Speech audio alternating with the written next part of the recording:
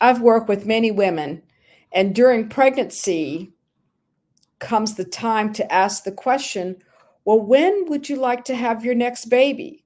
And some of them look at me, they say, Miss Curtis, I don't even want to talk about that. But you know what? We have to talk about it. So let's think about what we need to consider during pregnancy so that we can look at not having another baby too soon after we've had this baby.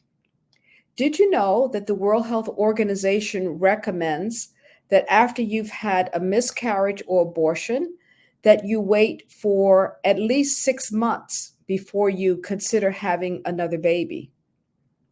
If you've had a vaginal birth or cesarean section, it's recommended that you wait for 24 months before your next baby. And why is that? We know that if you have babies too soon, it can cause problems with your next pregnancy. Those problems being preterm birth, where you're having your baby be born prior to its due date, way too early, prior to 36 weeks is preterm. The baby could also be born not weighing enough, what we call low birth weight, where the baby is not weighing enough for the age of the baby in the pregnancy. The other thing for mom is that mom can be anemic. It takes time to be able to rebuild and renourish her body after she's had babies. So knowing all this, the other question to understand and know is that, are you aware of how soon you could actually become pregnant? After a miscarriage or abortion, you can actually become pregnant within 2 weeks. And after you've had a vaginal birth or cesarean section, you could actually become pregnant within 5 to 6 weeks after you've had your baby. Wow, not quite what you had in mind, right? So things to be thinking about is to start addressing the issue of contraception during your pregnancy.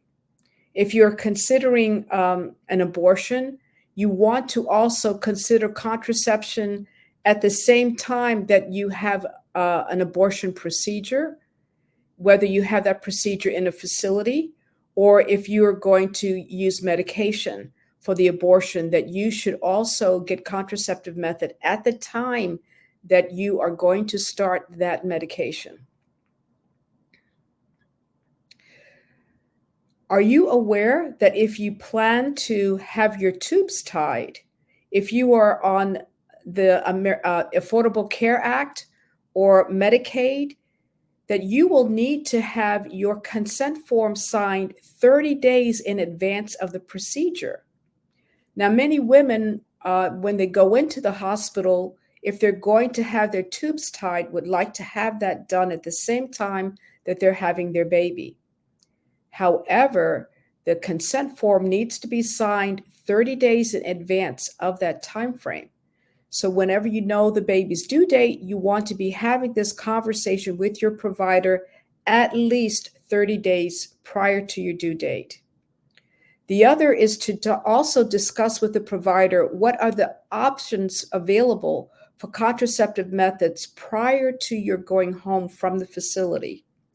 These are things that you want to discuss with the provider beforehand. In the next few weeks, I'm going to talk about contraceptive methods, all of them. Hormonal methods, the ones that use hormones to help prevent pregnancy, non-hormonal methods, and even the natural methods, which we don't hear much about. Those methods being the lactation amenorrhea method, also the standard days method.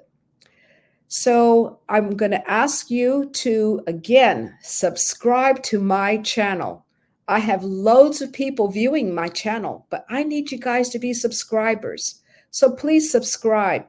Also share my channel and like it.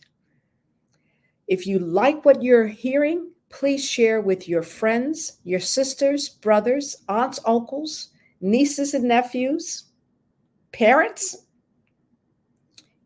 anyone, your colleagues as well. So that's all that I have for you tonight. Stay tuned for our next series that's going to look at contraception. Thanks so much for your time. I look forward to meeting with you again next week. Have a great week.